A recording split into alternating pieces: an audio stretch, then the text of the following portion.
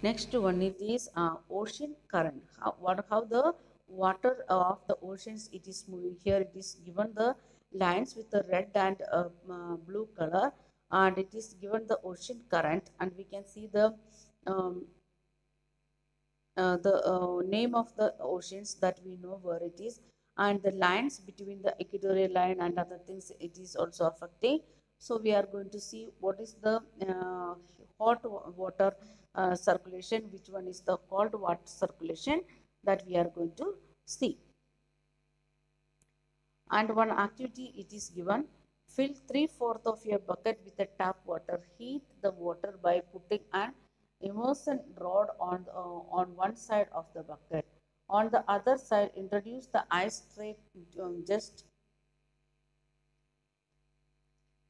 just removed from the freezer. Add a drop of red ink to observe the path of the current of the process. If we are doing like that, one side we are making the heated iron, and another side we are keeping the immersion rod in the bucket, and we are heating the water.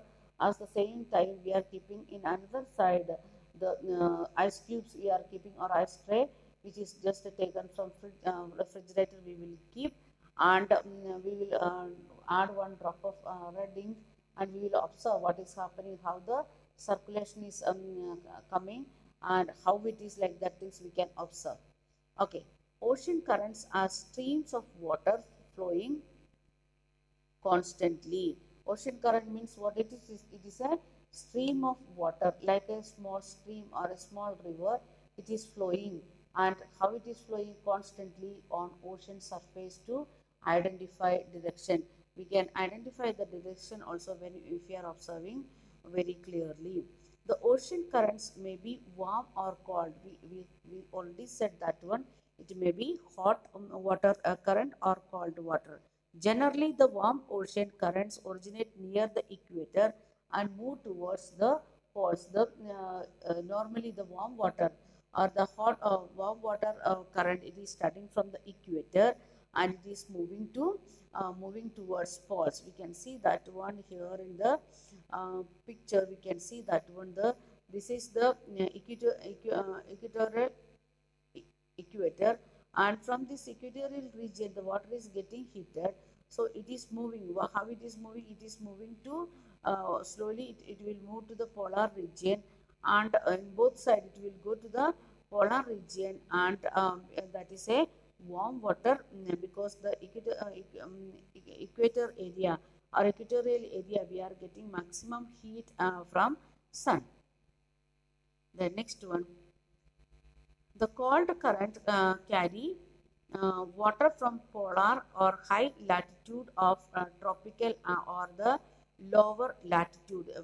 From where we are getting the cold water current, it is from normally from polar region or high latitude area to tropical or the lower latitudes. Then the means the when we are going away from the equator, like that it water will come, the nature will be more cooler, and from that area we can see the cold water current. The Labrador Ocean current is the cold current, while the Gulf Stream is a warm current. Why it is in the Gulf Stream it is warm? Because it is near to the equator, and the Labrador uh, Labrador, Labrador Ocean current, it is in the polar region, so it is feeling the cold current.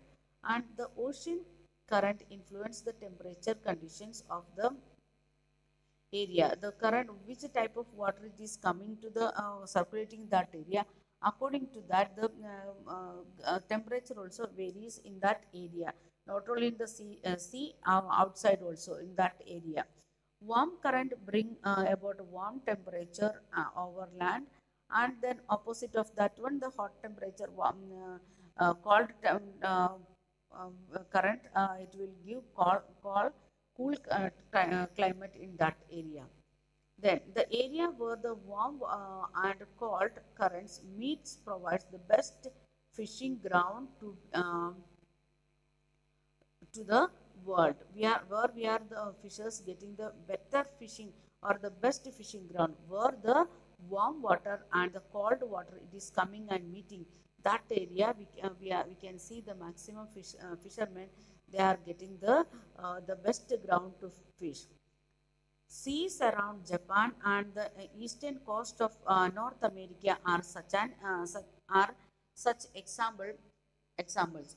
The areas where the warm and cold current meets also experience foggy weather, making it difficult for navigation. We said like that the area where the hot water or the warm water and cold water it is meeting, that area there is a better chance for fishing.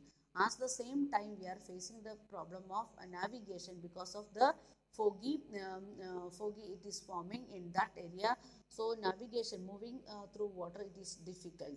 And in the picture you can see the given this one blue line it is the cold water current and the red line it is the hot water current, and this here 0 degree that is the equator, and it is moving, it is here this area it is getting water is getting heated and it is moving to the polar region slowly, and the polar region the cold water it is coming to the equatorial area, and like that the it is moving. And if you are looking here we can see this is the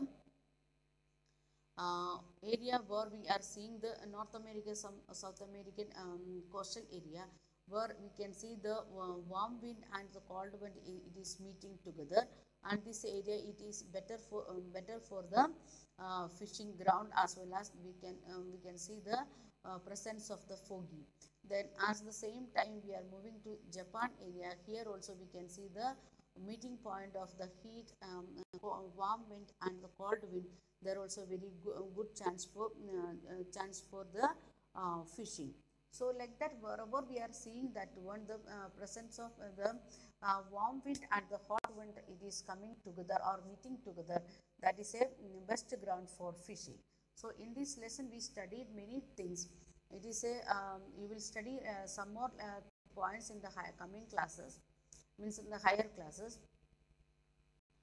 Okay, lesson name it is the water, and we are studying about the how much water is there and what are the water resources, what are the uses of water, like that things we studied.